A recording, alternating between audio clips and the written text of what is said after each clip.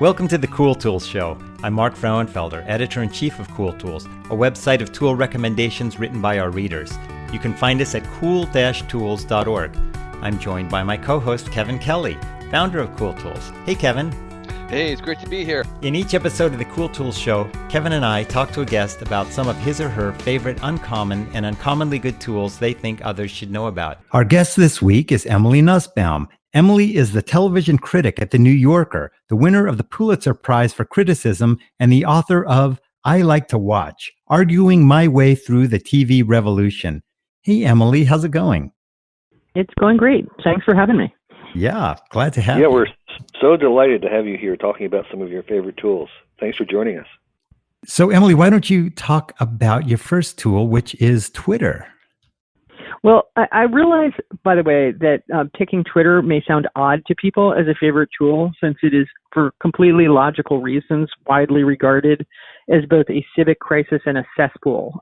Just a terrible, terrible place that has a bad effect on everything. But the actual truth is that it is a pleasure to me almost all day long, and almost an addiction, but very useful to me professionally. For me, I use Twitter for a variety of different reasons, but I use it as a way of communicating with people about TV and breaking out of my bubble in terms of the people that I talk to about shows. Like, it gives me access to a global television audience. And you can't beat that with a stick, because I have no way to have a conversation with people all over the planet about their reactions to shows. And it turns me on to shows I hadn't heard of. I have constant conversations with other critics. There are a million things about it that I find satisfying. I also I find it to be one of those odd environments that is a fun break and social in a oddly undemanding way. It's a place where both introverts and extroverts mingle, and you can kind of take a break with it, and you can also let it overwhelm you. And I don't know, I started using it years ago because my husband, Clive Thompson, had written this piece about Twitter for the New York Times Magazine. And I read his piece, and it was, I'm usually an early adopter on a lot of things, and it seemed completely stupid to me because I just didn't understand why anything that had that short a span, like that had that tiny a bandwidth for expression, would work. And then there was this one night when I was lying in bed with my phone, and I think there was a star shower or some kind of other major event, and everybody was tweeting about it at once, and it suddenly clicked for me. And it was this sort of joint conversation that I started finding very beautiful and satisfying. I don't know really what else to say about it other than that it's such a central tool for me in daily life. And because I have a lot of followers on it, that can be dangerous, because I'm sure tomorrow I will make the tweet that destroys my career, which just seems to be the anxiety that everybody has for good reason. But I also, I use it to brainstorm. I use it to throw out ideas. I use it to ask questions, and even in fact checking sometimes at the New Yorker. When we can't find something, I'll ask it on Twitter. So I have like a million different uses for it. And over the years, although I talk a lot about politics on Twitter, I've learned not to argue with people because it really is pointless.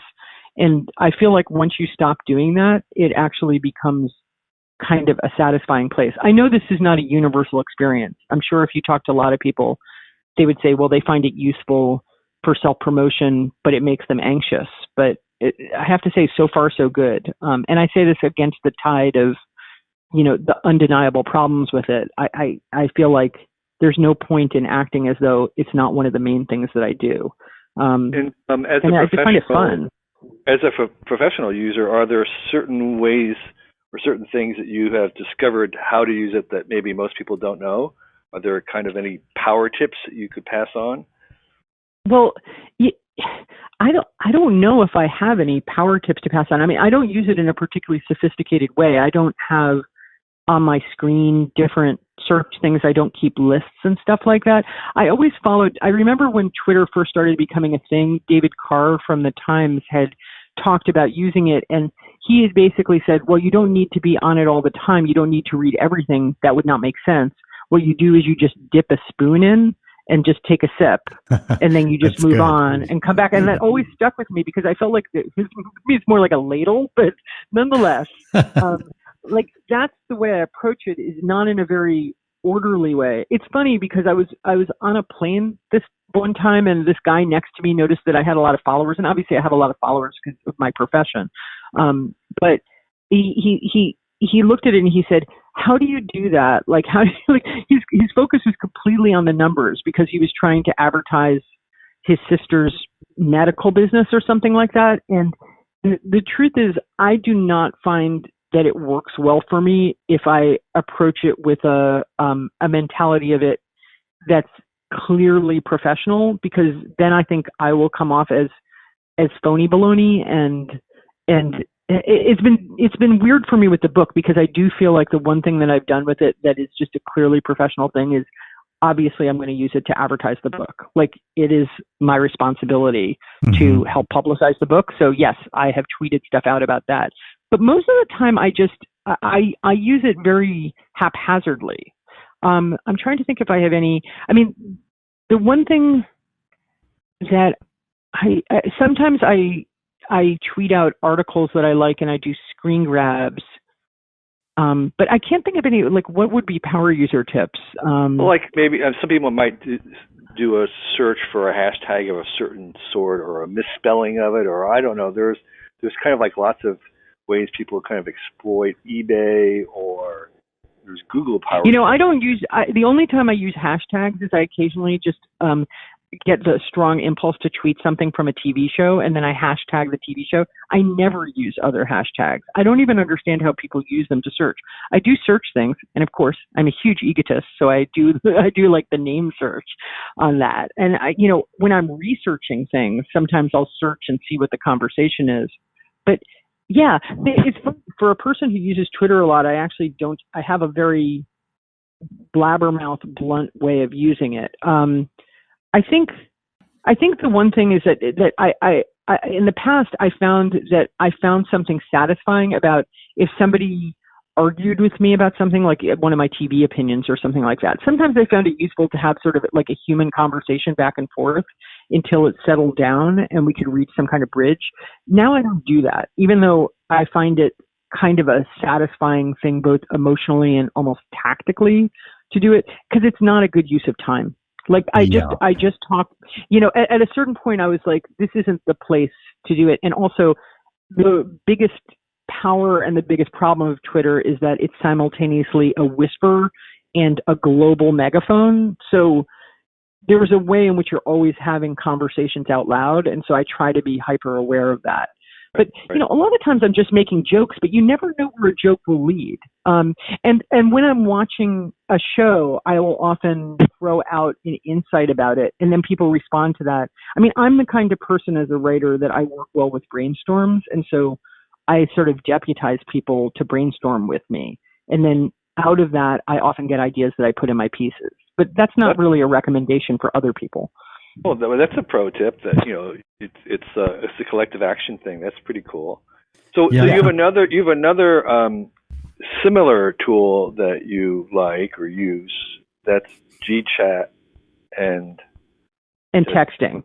Texting. So tell us about that, and how is that different from Twitter?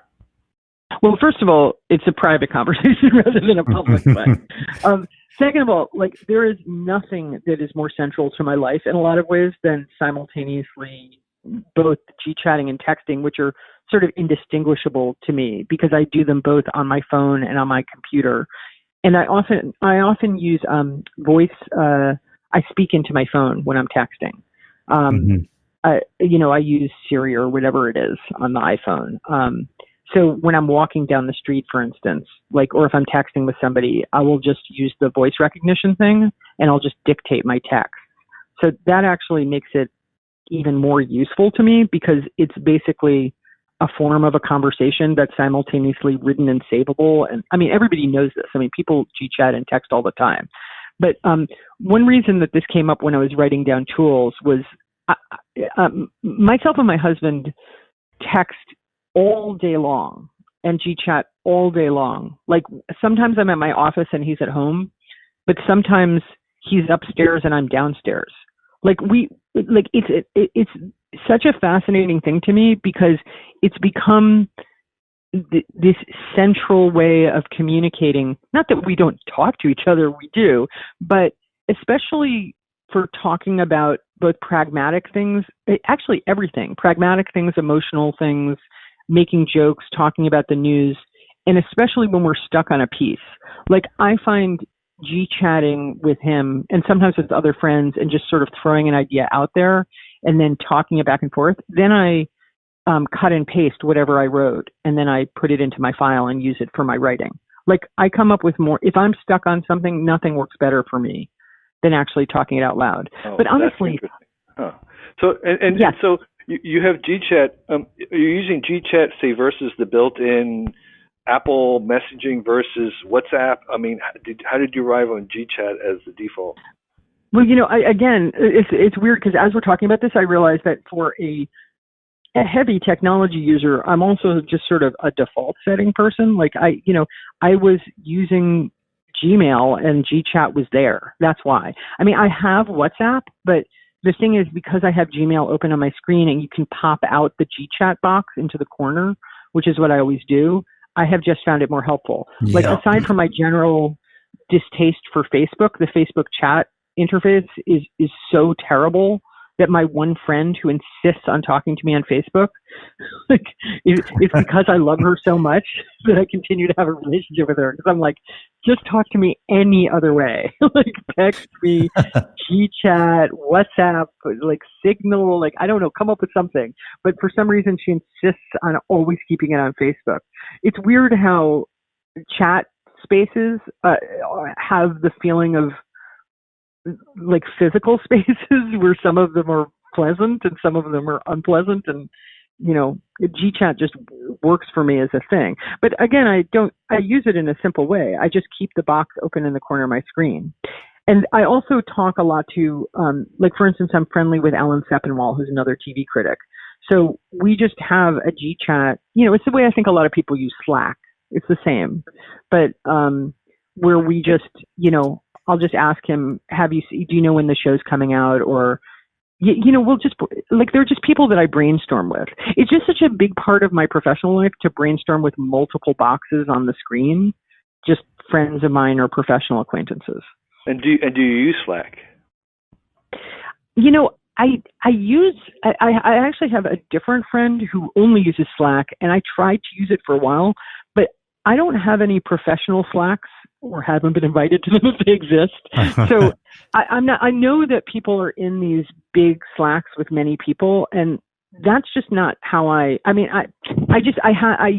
the app, but I never use it. And for a while, there were some people I know who were in a mutual Slack, and I just dropped off it. For whatever reason, for me, I use GChat and text as a one-on-one thing.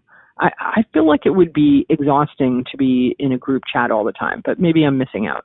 I do have like a family text. Yeah, they don't have to be big. You can have 2 or 3 if that worked for you on Slack. But there are also like so many ways I use texting. Like obviously it's useful for like if you're running late and you're telling somebody where they are, things like that would be annoying in a phone call.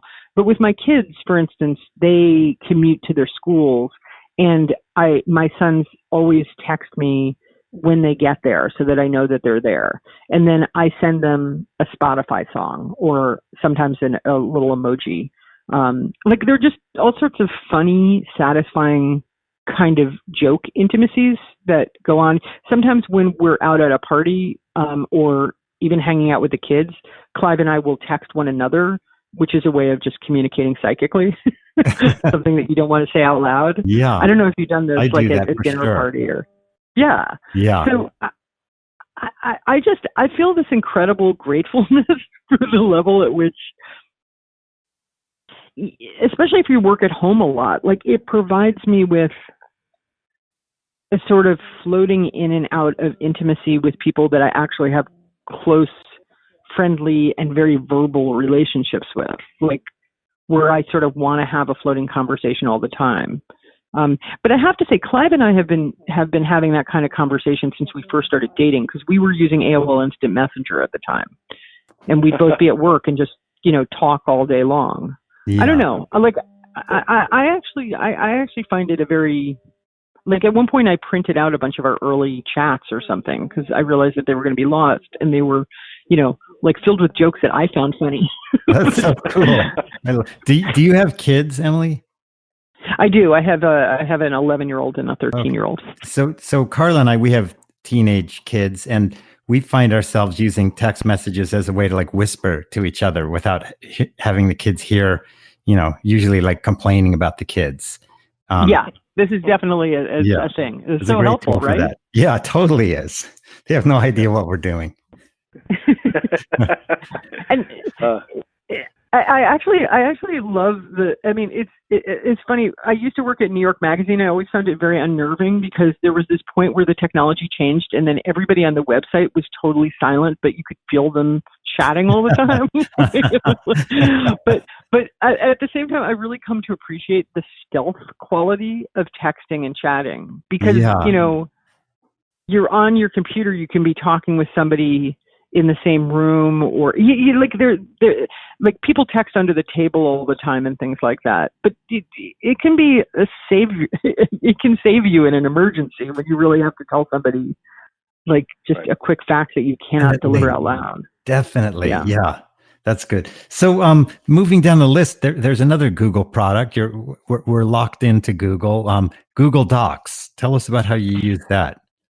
Well, Google Docs is where I write. And at this point, my workplace uses it. But when I first was starting there, they were using Microsoft Word, which is also great. But I do a lot of mutual editing with, like, I'll pass my doc over to my editor, and he will do the editing in it. And then sometimes when Clive and I are working on something in the household, we'll create a shared doc together. I mean, it's just, it's the central place that I think out loud. Like, I could name so many different tools that I use. Like, I also use Wunderlist. I use stickies all over my computer, not like physical stickies, the digital stickies, to make lists of things. I'm a psychologically disorganized person, so I have to make up ways that I have a bunch of tools out in the world organizing things for me, and I just switch from thing to thing.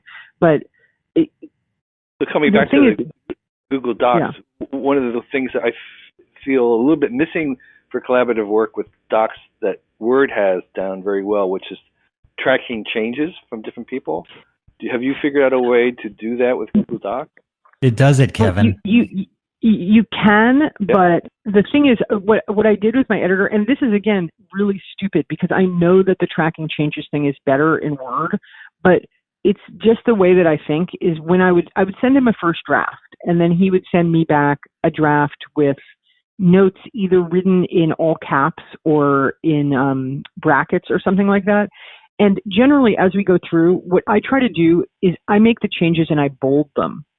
I don't know why, but just psychologically, it's better for me if I bold things than if I just put it organically into the text and it shows up in red or something like that. I just never have been able to adjust to that. And I want to be hyper aware of the exact changes. And for some reason, I don't know. I can only speak for myself. That's why it works better for me. But I use Google Docs for so many things. Like, I basically, like, if I'm working on a feature, I have multiple docs open, in one of which I list all of my contacts for people. And another one is all of my transcriptions of the subject of the piece. And another one is all my secondary transcriptions.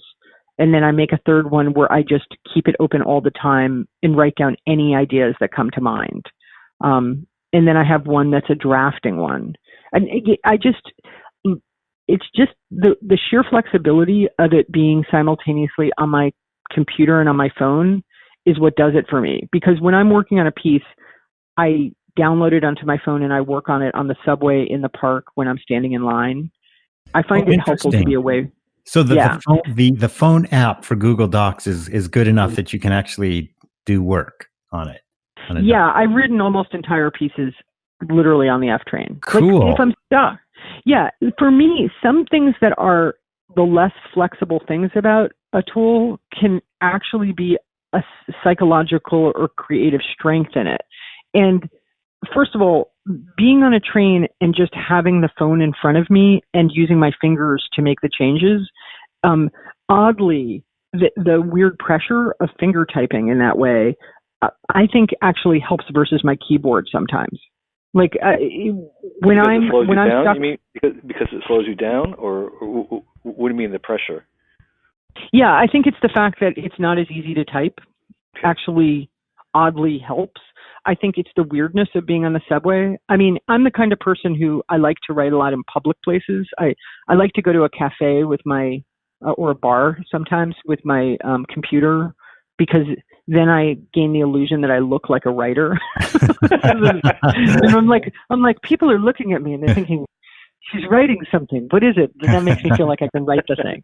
But the subway writing is different because it's actually this very weird, private, pressured thing where it's like I'm on the subway for 30 minutes and I'll pull up my phone and I've downloaded my draft and I will just go in there and in like 15 minutes can fix something that for hours I've been stuck on. I don't know why. It's just, to me, one of the things I do a lot, and this would work in anything, it's not just Google Docs, but it's like I move it from my phone to my computer.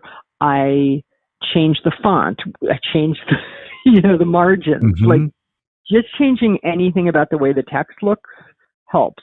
That's interesting. I could see how that helps. I work in the park a lot. Like, I'll go with my kids to the park, and then I think there's something about the private space of just taking a moment and going off by a tree and pulling up the dock. I'll get an idea.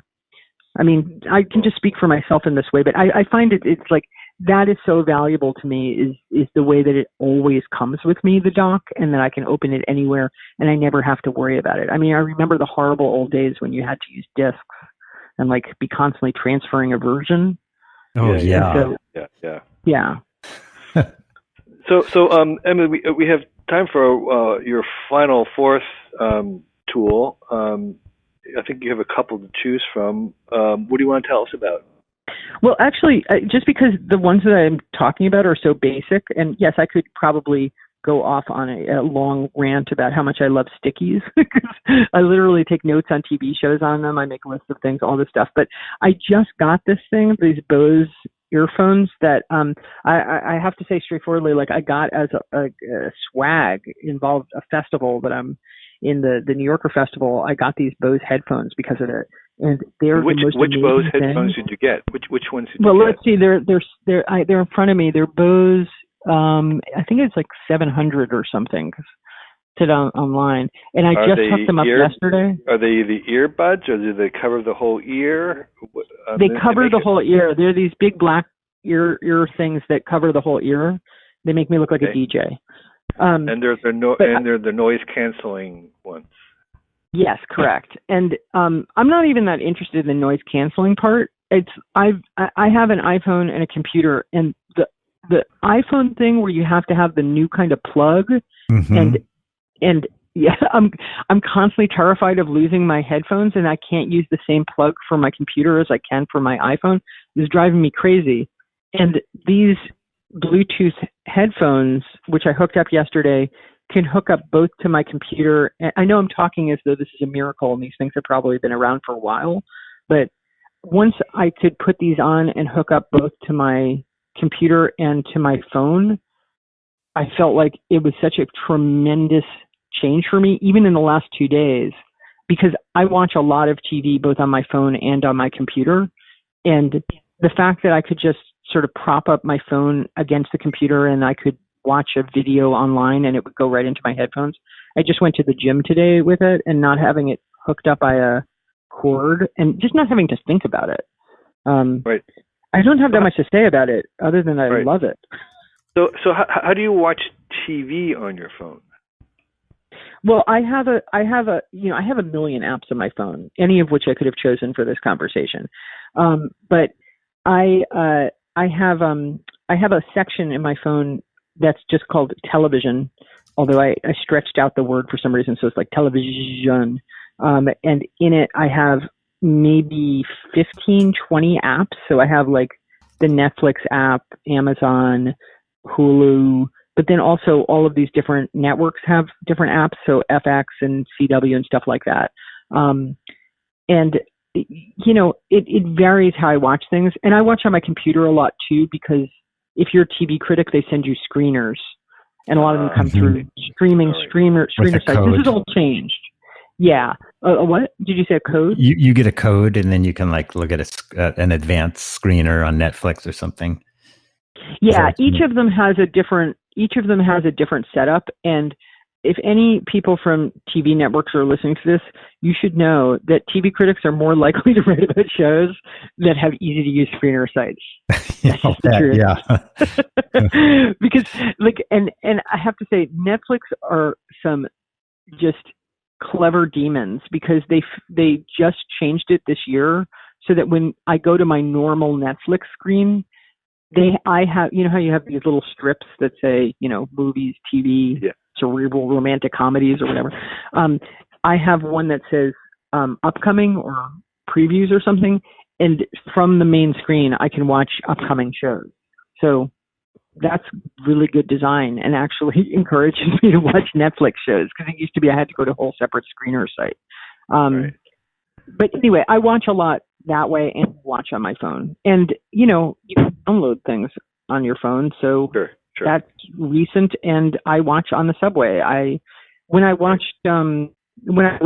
about this in the review, but when I wrote about Vanderpump Rules, I just downloaded 2 seasons on my phone.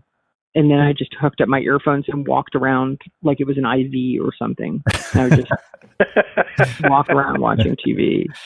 So I was taking in sangria. But which worked well for that show. There's some things that you're not going to watch that carefully. You just want to binge watch them. So that's the way of the world.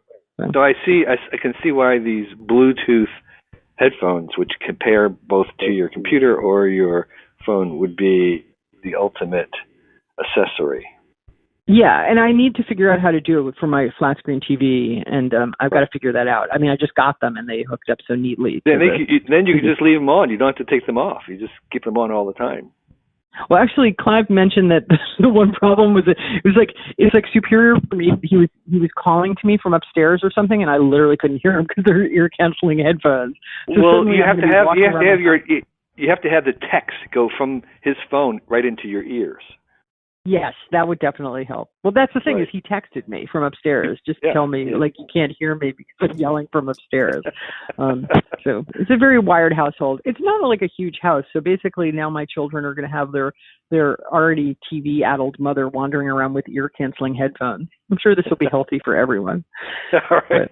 Well, this is a great collection. Thank you. And even though these tools are kind of known, you had a great spin on them, which really, to me, made them seem even more magical than they have for in a long time. So thank you for that. Okay, well, I'm glad. It was strange. It's strange talking about them because I realized there are things that I could have mentioned that I use in sophisticated ways, and these are not. But I'm so reliant on them that it is a little bit shocking. It's great. And a lot of people have written about this, but they really are the GDocs and texting and all of these things are just, and Twitter too, it feels like they're the off-ramps of my brain in a way that is both sinister and really wonderful, because it just, I feel like there's memories that I have that I can store through them. And I don't know, that's either a good or a bad thing once all the electricity goes down. And before we go, we should just mention, Emily, that you have a book that very recently came out called I Like to Watch, Arguing My Way Through the TV Revolution. Is that exclusively your TV criticism writing for The New Yorker? Does it have other essays in there as well? Tell us just a little bit about what's in it. It has some new essays, and it's a collection both of my criticism and essays and some of my profiles, as well as some longer essays. It essentially makes a larger argument, it's a collection, but it makes an argument about celebrating television as television and basically detaching TV from the kind of status anxiety that's haunted it in the past, and celebrating it on its own terms as a medium. But for the purposes of this podcast, the book also talks a fair amount about the way in which you can't detach what's happened with TV from what's happened with the internet. The two things are just Ooh. completely linked. Oh, that sounds interesting. I wish, like, it's funny. I want to write a whole specific essay on this, but I'm a TV critic for a bunch of different reasons, one of which I talk about in the book, which is Buffy the Vampire Slayer. But another one of which is Television Without Pity, which was an anonymous discussion board that started around the turn of the century. And a place where a community of TV watchers could gather weekly to act like maniacs out of love and hatred of their show, sort of analyzing them Talmudically, really transformed the nature of TV, because it meant that you could create shows that people had to puzzle through or that were slow and dense. Yeah. Because the internet could provide a place for people to gather socially and intellectually and treat it as a text. So the changes in technology, the fact that you're able to freeze things, stream things, share things, and discuss things is part of the nature of TV. And in my book, I sometimes discuss that explicitly, but it's weird because the book traces my criticism, and I could have written a whole overlay on it that showed how much the way I was watching the shows changed the way I responded to them. At one point in the book, I say that I probably could write a whole essay about the social impact of the pause button. And I do think that's true. Because that's amazing thinking about that. Anyway, so yes, that's the technological part of the book, but it's about a lot of different things. Cool. So. Well, that sounds good. I like to watch Arguing My Way Through the TV Revolution, and available everywhere that you normally buy books. Thank you so much, and also Emily. as an audiobook. Yes. Oh, thank you. Are you the reader on the audiobook? I am the reader. Cool. I am the reader. Cool. It was a very good experience. Oh, that's awesome. Anyway, thank you so Emily, much for having me. This has been a blast. Thank you so much. Hey, everybody. It's Mark from the Cool Tools podcast. I want to thank you for being a listener to Cool Tools. And I also would like to let you know about our Patreon page. If you would like to support the Cool Tools show, as well as our video channel, the website, and all the newsletters that we do, you can go to patreon.com/cooltools. That's just one word, Cool Tools, and pledge any amount you want. You could even pledge $1 a month. Every little bit helps. We have editors, we pay for transcribing costs, we pay our reviewers. Every bit of money that you contribute goes towards supporting the show. I'd like to give a shout out to our supporters of the Cool Tools podcast. This week, I'd like to thank the following Patreon supporters: Bill Schuler, Bob Kay, Ryan Pelly, Carl D. Patterson, Chad Cosby, Chris Wieland, Chris Weirstook, Craig Tooker, Dan O'Brien, Dean Putney, Danelle Cunningham, Evan Barker, Graham Medlin, Hans Riesbeck, Helen Hegedus, Jerry Kearns, Jim Lesko, Jim Spofford, John Pollock, John Burdenbaugh, Keith O., Ken Altman, Les Howard, Lauren Bast, Mock Nerd, Malton Make, Mark Goebel, Matt Gromes, Michael Douglas, Michael Jones, and Michael Pecorini. Thanks to all of you for supporting the Cool Tools show. We really appreciate it.